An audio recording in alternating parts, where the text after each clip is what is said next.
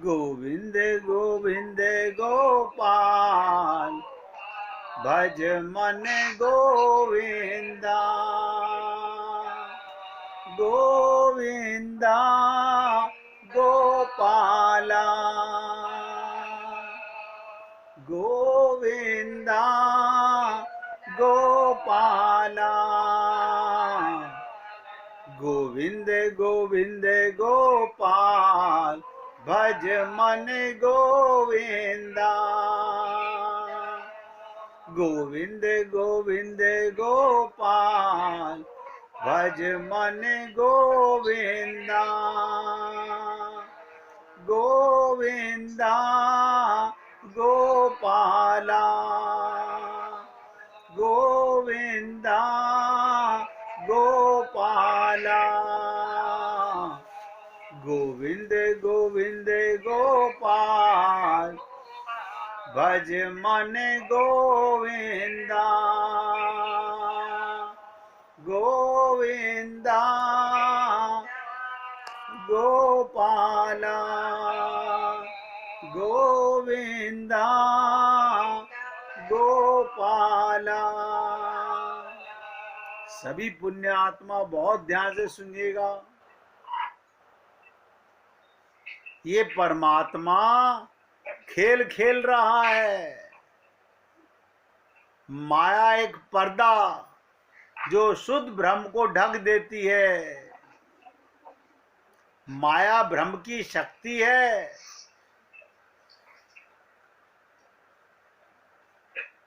मायावाद का सिद्धांत उपनिषदों में, ब्रह्म सूत्रों में, गीता में प्रतिपादित बहुत खुल के बताया गया।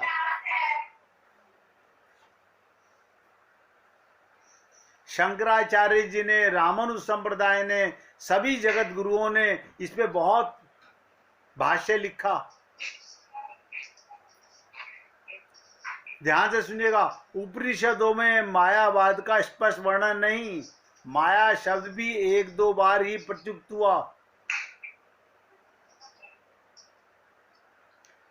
ब्रह्म सूत्रों में शंकराचार्य जी ने अद्वैत को देखा, रामानुज जी ने इसे नहीं देखा, और बहुतेरे विचारकों के लिए रामानुज जी की व्याख्या अधिक विश्वास करने योग्य है।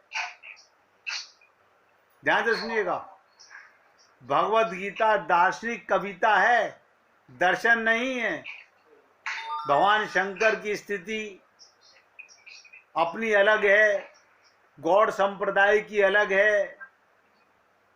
स्वप्न में जो कुछ दिखाई देता है, आप सोचिएगा, आप और हम लोग सपने देखते हैं, स्वप्न में जो कुछ दिखाई देता है वो शरीर के अंदर ही स्थित होता है, वहां उसके लिए पर्याप्त स्थान नहीं है। स्वप्न देखने वाला स्वप्न में दूर के स्थानों में जाकर दृश्य देखता है। उस समय कौन सी आंख खुली होती है? आपका शरीर तो सो रहा होता है, तो कौन देख रहा होता है? अब बता दूं आपको, खुल के समझ लीजिएगा।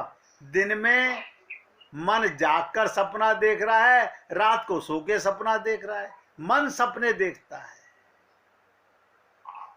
दिन में भी ये जो पागलपना है, ये मेरा सब मन का खेला है, वरना तो सब कुछ परमात्मा है। भगवान ने कहा जड़ चेतन सब मैं बना हुआ हूं।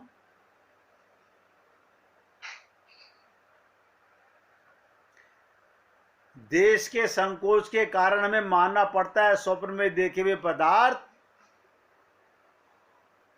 वस्तुगत अस्तित्व में नहीं रहते। हम सब कहते हैं स्वप्न के दृश्य वास्तविक नहीं है। मरने के बाद इस शरीर को भी ऐसे ही कहते हैं, इस संसार को भी ऐसे ही कहते हैं। और संत महात्माओं ने सरल शब्दों में कहा, स्वप्न से संसार पर क्यों व्यर्थ मोहित हो रहे हो। लेकिन हम तो हो रहे हैं। आपके कहने से क्या होता है? हमारे घर की चीजें हम मोहित नहीं होंगे, हमारे बच्चे हम मोहित नहीं होंगे? क्या करे इंसान? निकलना चाहता है तो रास्ता है। और बहुत से लोग तो ये कह के पल्ला जा, हाँ सभी ऐसे हैं, हम अकेले थोड़ी हैं। यानी सब डूबेंगे, हम डूबने को तैयार हैं। हम उनको नहीं देखते जो यहां से पार उतर गए, जिन्होंने भगवत प्राप्ति कर ली, जिन्होंने अपना कल्याण कर लिया। उन चंद महापुरुषों को, संतों का पद पीछे हम चलना नहीं चाहते। हम तो गवारों की तरह ये कहकर, नहीं सारी दुनिया ही ऐसी, आपके कहने से क्या होता है, हम ये कहकर के अपने आप को खुश कर लेते हैं।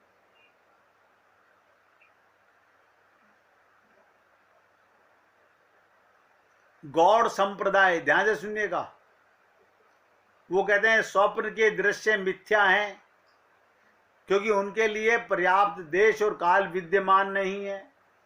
स्वप्न का जागरण अवस्थाओं में मौलिक भेद नहीं,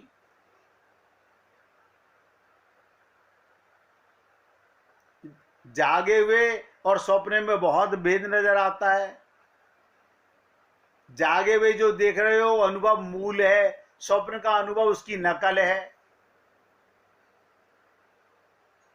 अब आप सोचिए, जन्म का अंधा स्वप्न में देख नहीं सकता, बहरा सुन नहीं सकता, लेकिन सपना वो भी देखता है। मुझे बताइएगा, कमाल की चीज देखो, जो आंख से अंधा है, कान से बहरा है, सपने वो भी देख रहा है।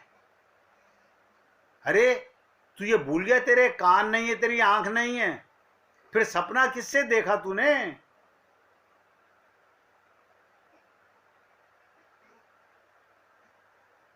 स्वप्न कल्पना का खेल है, इसमें बुद्धि काम नहीं करती।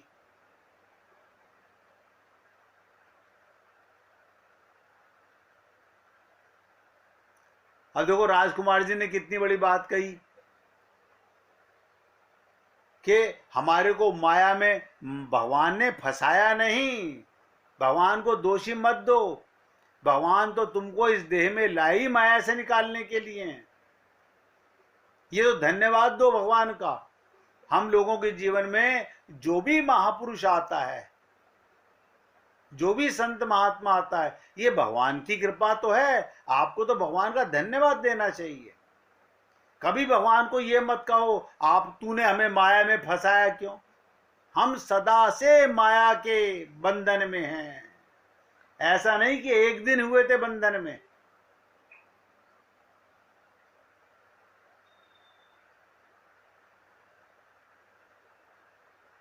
स्वप्न में प्रत्येक व्यक्ति अपनी निजी दुनिया में विचरता है, और जागरण में हम साझी दुनिया में रहते हैं। हाँ, ये तेरा मकान है, ये मेरा मकान है, लेकिन स्वप्न में सब कुछ अपना है।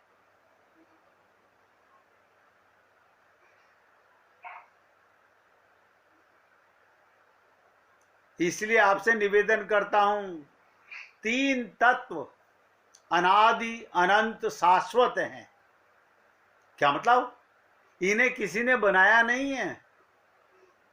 मैंने बहुत बार आप लोगों से निवेदन किया है, माया भी सदा से है, जीव भी सदा से है, और भगवान भी सदा से हैं। बस फर्क क्या है? परमात्मा और आत्मा के बीच में माया है। यानी परमात्मा के नीचे माया और माया के नीचे जीव। अब आप समझ लीजिएगा, हमारे और परमात्मा के बीच में पर्दा है माया का। एक परमात्मा, एक जीव और एक माया। अब सिंपल सी बात है, इतना सा तो ज्ञान सबको होना चाहिए। एक भगवान, एक मैं, जो बचा वो माया।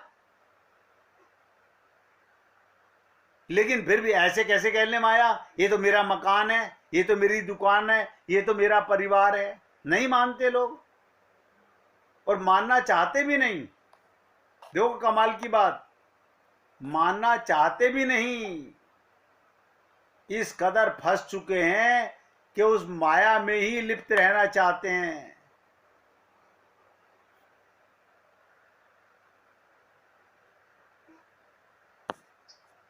संत महात्मा केवल इतना कहते हैं, माया क्या है, क्यों इससे बचना चाहिए। लोग प्रश्न करते हैं कि माया क्या है, क्यों इससे बचना चाहिए।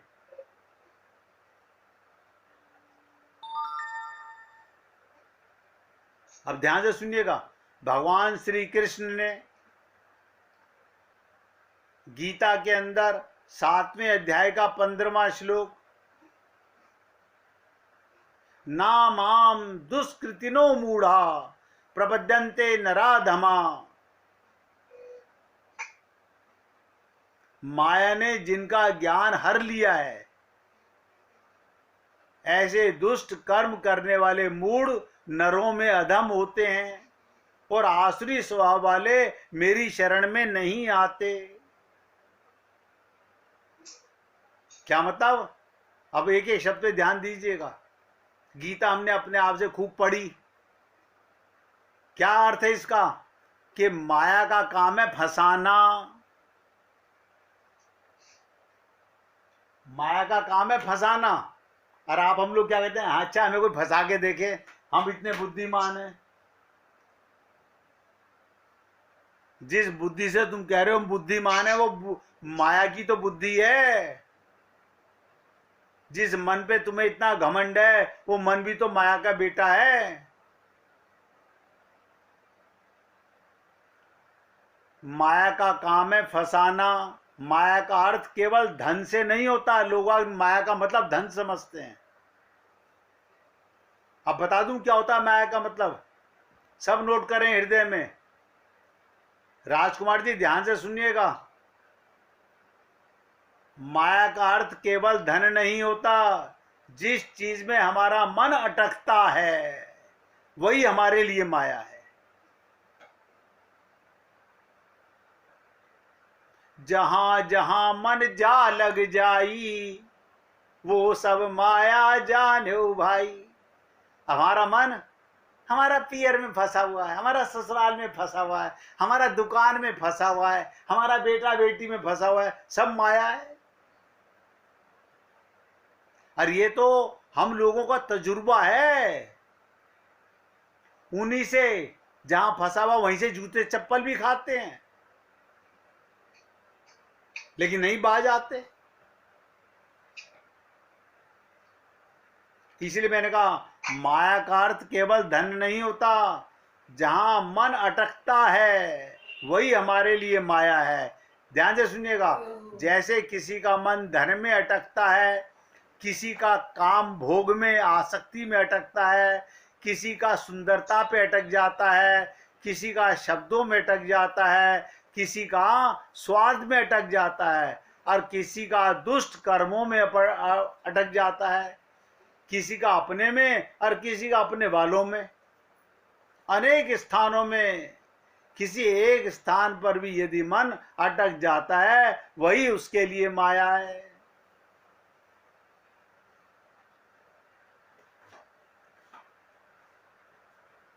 कैसे कल्याण होगा हमारा? सोचो। कोई तरीका आपको नजर आता है?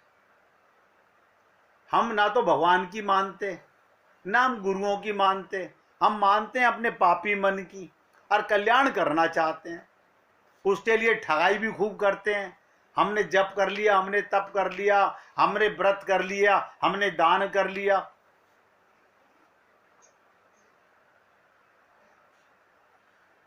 सोचो एक एक शब्द पर।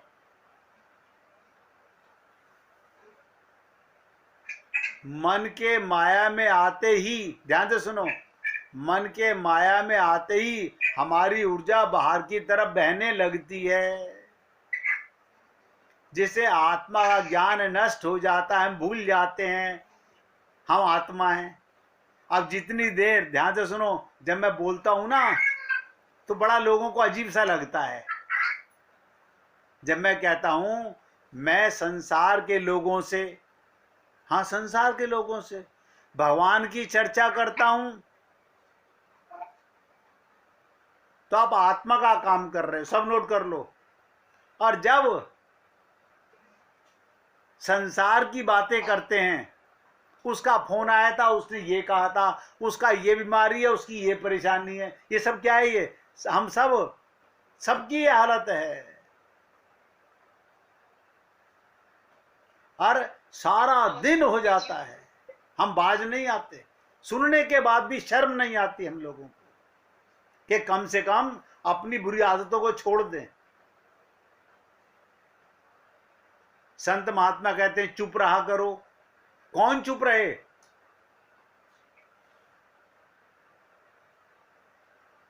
इसीलिए कहा मन के माया में आते ही हमारी ऊर्जा यानी हमारी शक्ति, ऊर्जा माने शक्ति, बाहर माया की तरफ बहने लगती है।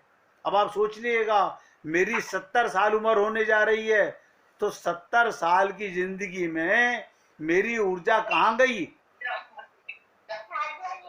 भगवत प्रेम को छोड़कर कहाँ गई? संसार में गई, सब माया में गई।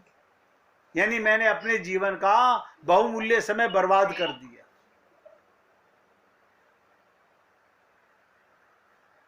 मैं तो अपने लिए बोल रहा हूं, इसी से आप अपना अंदाजा लगा लीजिएगा। इससे ही तो आत्मा का ज्ञान नष्ट हो जाता है। मन एक है, माया में बहेगा तो आत्मज्ञान से हट जाओगे। इसी प्रकार आदमी आत्मा का ज्ञान नष्ट हो जाता है और हम लोग संसार में बंधने वाले दुष्ट कर्म करने लग जाते हैं, जिससे मूर्ता को प्राप्त हो जाते हैं। और यहां तक कहा गया, इस तरह आध्यात्मिक दृष्टि से सबसे निचले स्तर के होते हैं हम लोग। इसी को कहा गया ऐसे लोग आसुरी स्वभाव वाले होते हैं। ये परमात्मा को पाने की चाह नहीं रखते। फिर ये क्या करते हैं? मंदिर में जाते हैं, ये पूजा करते हैं, ये सब परमात्मा से माया मांगने की बातें करते हैं। आप खुद देख लीजिएगा, मंदिर में जाकर के आप झांक के देखिएगा, 99.99% लोग मांगते जाते हैं। कोई भगवान को धन्यवाद देने नहीं जाता कि हे प्रभु, तूने मुझे मानव चोला दिया और मेरे को आत्मज्ञान कराने वाले सद्गुरु दिए, मैं तेरा धन्यवाद करने आ रहा हूं। तू मुझे कितना भी कष्ट दे, लेकिन मैं तुझे नहीं भूल सकता। मैं अपने गुरुओं के कृपा को नहीं भूल सकता। लेकिन कौन करता है इस धन्यवाद भगवान का? और हमें ऐसा लगता है कलयुग के अंदर भक्ति बहुत बढ़ रही है,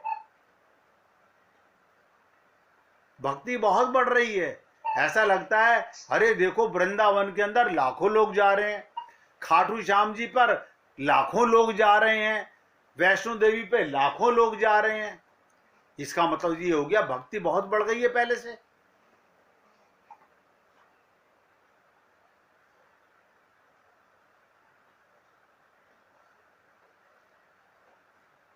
ये सारे लोग परमात्मा को पाने की चाह नहीं रखते, इसलिए प्रभु की शरण में नहीं आते। अरे गुरु की शरण नहीं जाते, प्रभु की शरण तो बहुत दूर की बात है।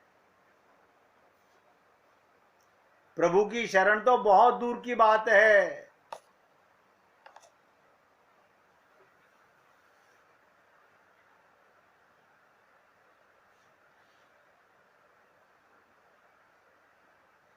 मन करता है कि देखो, हम जिन झंझटों में फंसे हुए हैं, जिन कुकर्मों में हम फंसे हुए हैं, जिस पागलपने में हम फंसे हुए हैं, और हमारी ऊर्जा का मैक्सिमम पार्ट बिखर गया है। अधिक ऊर्जा तो बह चुकी है, अब तो थोड़ी सी बची है। मैंने कल भी कहा था, एक पूंछ बची है, उस पूंछ को संभाल लो। अब ऐसे कैसे संभाल लें? ममता तो होती है ना, मोह तो होता है ना, आसक्ति तो होती है ना। यानी इस मरने वाले शरीर में भी इतनी आसक्ति है। ये आपको धोखा दे रहा है। अरे ऐसी कैसी वफादारी है, ऐसा कैसा प्रेम है कि ये आपको ये बुढ़ापे की तरफ ले जा रहा है, आप इसे जवान करने पर लगे हुए हैं।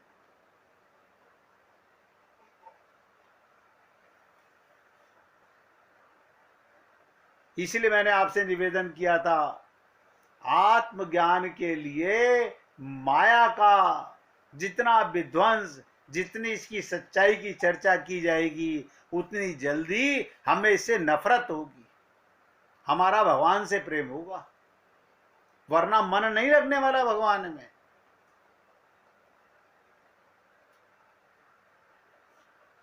कोई हमारा पहला जन्म नहीं है, अनंत जन्म हो चुके आपके हमारे। पुनरपि जननम पुनरपि मरणम। और कोई मत समझिएगा मेरी पूजा काम आएगी, मेरा पाठ काम आएगा, मेरा दान काम आएगा। ना ना ना ना, इस धोखे में बिल्कुल मत रहना। हाँ, बता देता हूं, अगर आपका गुरु और भगवान के प्रति प्रेम है वो काम आएगा। अब प्रेम भी निस्वार्थ है तो काम आएगा। अब प्रेम में भी स्वार्थ है, वो प्रेम भी काम नहीं आएगा, वो माया का ही प्रेम है।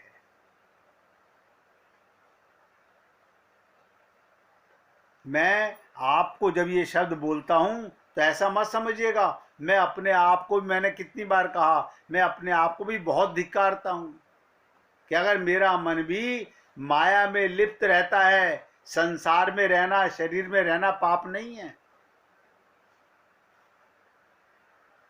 किसी में आत्मा को देख करके प्रेम करना पाप नहीं है, लेकिन ये शरीर का नाता, ये मन का नाता, ये बुद्धि का नाता सब पाप है। और हमने तो एक ही लाइन में आपसे निवेदन किया, जहां जहां मन जा लग जाई, सो सब माया जाने भाई। 1 मिनट फिर भगवान का कीर्तन करेंगे, फिर इससे आगे चर्चा करेंगे।